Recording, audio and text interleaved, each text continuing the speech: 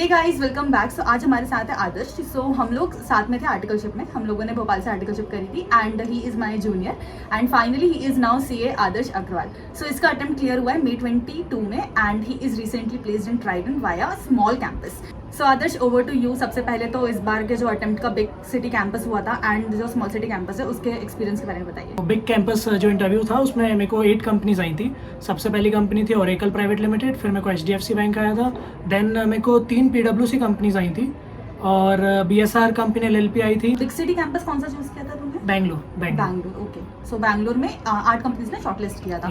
सो पहले मैं अटेम्प्ट बता दूं आदर्श की। आई थिंक CPT में इसको 2 अटेम्प्ट लगे थे, देन IPCC में 2 अटेम्प्ट लगे थे and CA final was first attempt. So उस हिसाब से आई थिंक 8 कंपनीज ने इसे शॉर्टलिस्ट किया बैंगलोर कैंपस में एंड देन उसके बाद क्या हुआ? लाइक तुमने कौन सी 4 कंपनी सेलेक्ट? उसमें से मैंने 3 कंपनीज को कंसेंट दिया बिकॉज आई वाज थिंकिंग कि एक कंपनी मेरे को सेकंड राउंड ऑफ शॉर्टलिस्टिंग में आ जाएगी, सो इसलिए मैंने 3 कंपनी को भी सिलेक्ट किया।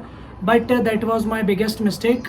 मैंने 3 कंपनी सेलेक्ट करी, उसमें से एक KPMG ग्लोबल सर्विसेज थी और PwC इंडिया थी और तीसरी कंपनी थी HDFC बैंक।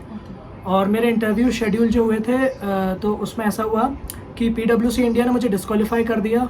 पता नहीं क्या रीज़न के कारण। मैंने HR को भी कांटेक्ट करा उनके, तो वट एवर रीज़न था उनका। राइट। ये एक्चुअली क्या मेरे पास ना बहुत सारे लोगों की क्वेरी आई थी कि PwC ने शॉर्टलिस्ट किया देन बाद में इंटरव्यू नहीं हुए, पता नहीं कुछ ना कुछ प्रॉब्लम चल रही थी, बहुत ज़्यादा टेक्निकल इशू थे, बहुत ज़्यादा प्रॉब्लम थी क्योंकि कैंडिडेट्स बहुत ज़्यादा थे इस बार जो थे। और दूसरा जो KPMG ग्लोबल सर्विसेज थी उसमें मेरे साथ ये इशू हुआ कि उनका सिर्फ मेल आया कि आपका इंटरव्यू जो है वो पोस्टपोन कर दिया गया है, बट उन्होंने ये भी नहीं बताया कि कब तक पोस्टपोन किया है। So that was second shock for me. And third company that was HDFC bank. I'll prepared for HDFC Bank, but somehow I am not cleared that interview, or whatever the reason, they have not given consent from their side. So big campus experience was really bad. But in a small campus, I choose Bhopal campus. Bhopal campus का first year था यहाँ पर, मतलब first time Bhopal में campus arrange हुआ है और 3 companies ने मुझे उसके लिए शॉर्टलिस्ट किया था। एक तो HDFC बैंक थी जो पीछे ही नहीं छोड़ रही, और दूसरा थी अपनी ट्राइडेंट लिमिटेड जो कि मेरा मेजर फोकस थी, और तीसरी कंपनी कौन सी तीसरी कंपनी थी मेरे को TCS। तीनों के एक तो पहले तो इंटरव्यू जो थे वो 26 को ही शेड्यूल हुए मेरे तीनों के।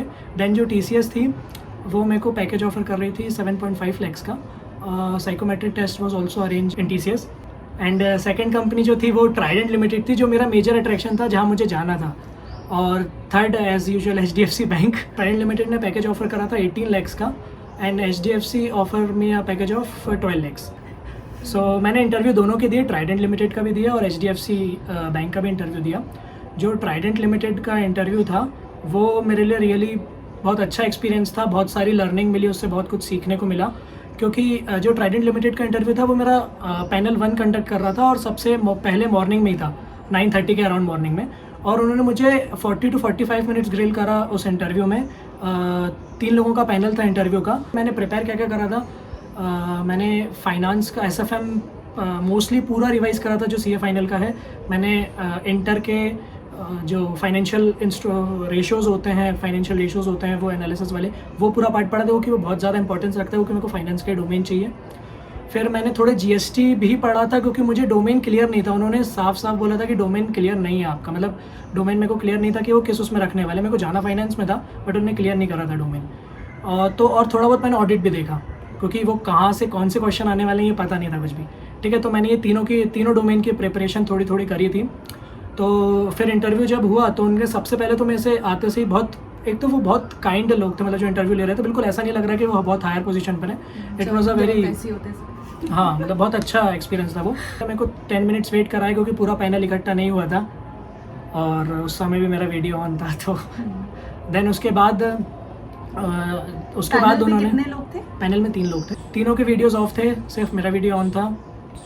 और फिर उसके बाद सबसे पहले वहाँ से जो क्वेश्चन यूजुअली सब पूछते हैं, इंट्रोड्यूस योरसेल्फ, जो कि सबसे ज़्यादा इम्पॉर्टेंट चीज़ है आपका पूरा इंटरव्यू ड्राइव करने के लिए। सबसे ज़्यादा मतलब आप अगर उस क्वेश्चन का आंसर अच्छे तरीके से दे देता है ना तो 90% चांसेस आपके पक्के हो जाते हैं कि आप वो कंपनी में सेलेक्ट हो जाओगे।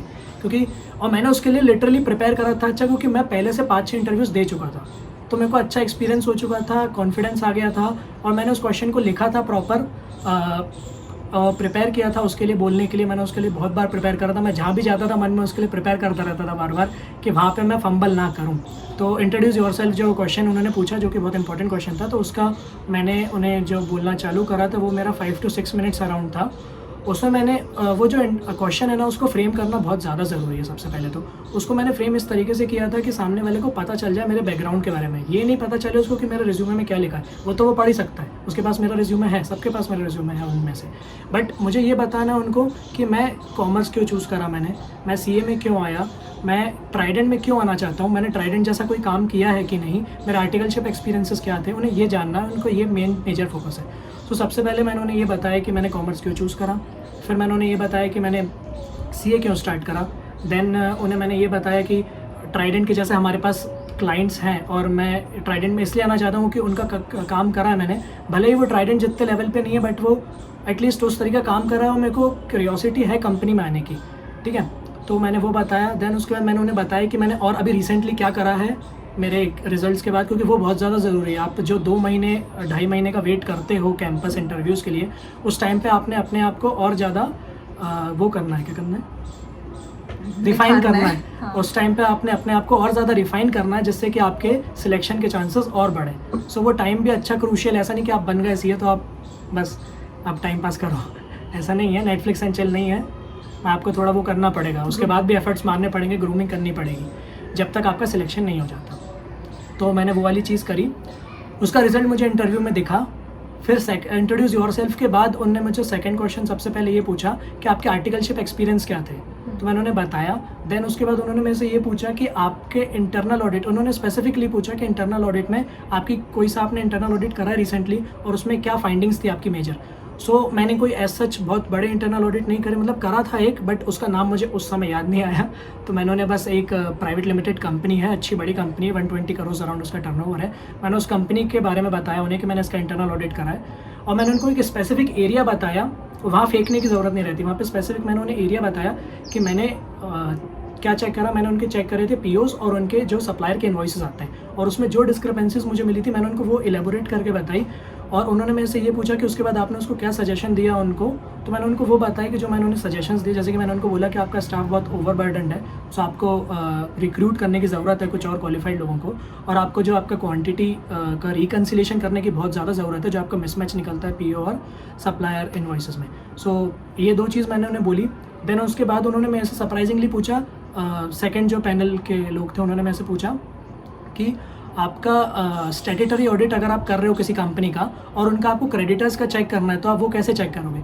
So that time I was really blank कि मुझे कुछ याद नहीं आ रहा था बोलने को। तो मैंने उनको ये बोला जो हर कोई बोलेगा नॉर्मली कि मैं क्रेडिटर्स उनके इस तरीके से चेक करूँगा कि मैं ये देखूँगा कि मेरी बुक्स में क्या बैलेंसेस दिख रहा है, मतलब क्लाइंट की बुक्स में क्या बैलेंसेस दिख रहा है क्रेडिटर्स का, और सामने वाले से स्टेटमेंट्स मंगवाऊँगा और उस पर जो डिस्क्रिपेंसीज रहेंगी मैं उसको नोटिस करूँगा, उसको रिपोर्ट करूँगा। यही मैंने बोला और थोड़ा सा इसको और एलेबोरेट कर दिया था फर्दर। फिर वहाँ से क्वेश्चन आया, जो थर्ड क्वेश्चन था वो उनके यहाँ से आया कि आप ट्राइडेंट के बारे में क्या जानते हैं। अब ये चीज़ बहुत ज़्यादा ज़रूरी है, लोग इसमें बहुत लैग करते हैं। कंपनी के बारे में होमवर्क करके जाना बहुत ज़्यादा ज़रूरी है। तो मैं ट्राइडेंट के बारे में इतना पढ़ के गया था, मतलब मैं अच्छा खासा लेवल का ट्राइडेंट के बारे में पढ़ के गया था। तो मैंने उन्हें जहाँ बताना चालू करा, तो जब मैंने उनको पूरा बता दिया, मैं वो बता नहीं रहा कि मैंने उनको क्या क्या चीज़ें बोली, बट ऐसा है कि जब मैंने वो सारी चीज़ें बोल दी तब उनकी तरफ से यही क्वेश्चन आया कि आपने ये चीज़ कहाँ से पढ़ी। मतलब वो इतना इंप्रेस हो गए थे मेरे इस आंसर से। उन्होंने यही पूछा कि आपने ये चीज़ें कहाँ से पढ़ी, और देन उन्होंने ये बोला कि आप का कोई रिलेटिव वगैरह ट्राइडेंट में वर्क करता है क्या, क्योंकि आपको इतनी इन्फॉर्मेशन है, डीप इन्फॉर्मेशन है ट्राइडेंट के बारे में। तो उन्होंने ये बोला कि नहीं, मैंने जो ये ट्राइडेंट के बारे में पढ़ा है वो मैंने बहुत सारी वेबसाइट से पढ़ा है, क्योंकि मैं रियली क्यूरियस हूँ अपनी ड्रीम कंपनी में आने के लिए, मैं बहुत एंथुसियास्टिक हूँ वहाँ पे वर्क करने के लिए। सो मैंने उन्हें ये बोला।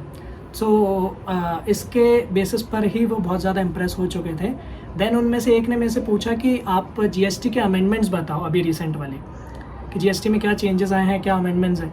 सो उस टाइम मुझे रिकॉल ही नहीं हुआ, और मैंने उनको फ्रेंकली बोल दिया कि sir I am not aware of it, I am not able to answer this question, but after this interview I will definitely go and work for that. मैंने उनको ये बोल के बस वो कर दिया। फिर उसके बाद उन्होंने नेक्स्ट क्वेश्चन में से पूछा कि ESOP पे एम्प्लॉयर की क्या लाइबिलिटी रहेगी, ये उन्होंने देन में से पूछा। तो उसका मैंने उनको आंसर दिया, मैंने बताया उनको कि ESOP क्या होता है और वगैरह वगैरह, आसपास की सारी चीज़ें बोल दी, क्योंकि मुझे आंसर नहीं पता था। ऐसा नहीं करना है, उनको फ्रैंकली बोलना है कि नहीं आता आंसर। पर मैंने ये गलती करी थी, पर इसका इतना ज़्यादा मेजर इम्पैक्ट नहीं पड़ा। फिर बाद में मैंने उनको ये बोला कि sir exactly liability I am not aware of it, but I will work on it. तो उनमें से एक मैम थी, उन्होंने मेरे से HR के क्वेश्चंस देन पूछना चालू करा। उन्होंने मेरे से सबसे पहले तो ये पूछा कि मतलब सबसे पहले तो उन्होंने आकर के मेरे से बहुत अच्छे से बात करी कि hello Aadarsh, how are you. मैंने बोला कि I am good, I am fine, how are you ma'am. Then उन्होंने मेरे से पूछा कि आप 5 साल बाद अपने आप को कहाँ देखते हो। मैंने उनसे यही बोला कि मैम हो सकता है कि मैं CFO बन जाऊँ कंपनी का, या फिर मैं एक हायर पोजीशन पे चला जाऊँ और 5 साल ओके कोई हायर पोजीशन पे चले जाऊँ अच्छी। मैं इंडस्ट्री में ही मूव करना चाहता हूँ and Trident is the I find it a very good company to move in that industry. मैंने उनको ये बोला। देन उसके बाद फिर उसके बाद मैंने उनको ये चीज़ बोली जो आपको भी बोलनी चाहिए कि if Trident allow me to further study then I will do MBA और PGDM so that I will be a more valuable asset to the organization. Then उन्होंने मेरे से ये पूछा कि आप लीड कैसे करोगे कि एक टीम को, आप एक टीम को कैसे लीड करोगे।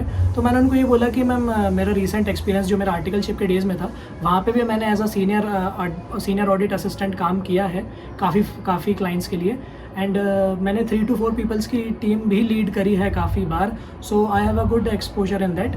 और फिर मैंने उन्हें ये बताया कि मैं उनको as a team leader treat नहीं करूँगा, as a team member treat करूँगा, so that they don't feel that I am dominating them. So मैंने इनको ये चीज़ बोली थी, थोड़ा सडन समझ नहीं आया क्या बोलूँ तो मतलब इतना ही था इंटरव्यू का। तो फिर मतलब इंटरव्यू इतने में ओवर हो गया था। फिर 10 मिनट बाद ही मेरे को जो मैम थी वहाँ पे, चांदनी मैम नाम था उनका फ़ोन आ गया एक्चुअली। और उन्होंने मेरे से पूछा कि आप ज्वाइन कब तक कर सकते हो। उन्होंने जब मेरे से ये क्वेश्चन पूछा तो मैं समझ चुका था कि हाँ मतलब शायद इसमें हो सकता है कि हो जाए, प्रोबेबिलिटी है। तो मैंने उनको ये बोला कि मैम मैं ASAP ज्वाइन कर सकता हूँ, when organization require I am available at that time. मैंने उनको यही बोला। तो फिर उन्होंने बोला अच्छा ओके। देन उसके बाद मेरे को मतलब मेरा इंटरव्यू था 9:30 के अराउंड, और मेरे को 2 बजे के अराउंड, 2-2:30 बजे के अराउंड उनका ऑफर लेटर आ चुका था। Okay guys, so I hope इससे थोड़ी बहुत हेल्प मिली होगी इंटरव्यू प्रिपरेशंस में। एंड कॉन्ग्रेचुलेशंस टू आदर्श, ठीक है, फाइनली फॉर बिकमिंग CA। मतलब जॉब तो ठीक है लगी जाती है, बट हाँ एक बार एग्जाम क्लियर हो जाए वो बहुत बड़ी बात है अपने आप में। A lot for helping me out in various interviews. You also referred me to various companies also. Thank you so much. Okay guys, so let's end this video here. If you like this video then please like this video and please subscribe for more such useful content. Thanks for watching.